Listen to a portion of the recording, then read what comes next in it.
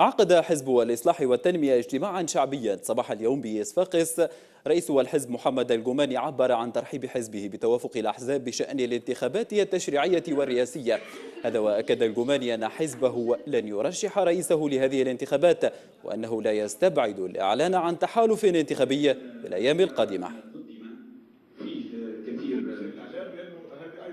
اجتماع اليوم يجي ضمن تحركات الحزب على نطاق جهة صفاقس. التعريف بالحزب، التعريف بمستجدات بموقف الحزب من مستجدات الساحة السياسية، بحضور الأمين العام أو رئيس الحزب سيد محمد الجماني والأخ فيصل العش عضو المكتب السياسي. ربما لا نبالغ حين نقول بأننا قد نفاجأ في القريب العاجل بإعلان ائتلاف سياسي سيكون أحد الخيارات المتاحة أمام التونسيين خارج الاستقطابات التقليدية والعناوين التي يراد فرضها على التونسيين. تغيرت الأجندة السياسية والمواضيع. الائتلاف الذي ضم 12 حزب آنذاك من بينها النهضة ربما لن يكون هو نفسه الائتلاف الانتخابي الذي نتطلع إليه في الأيام القادمة.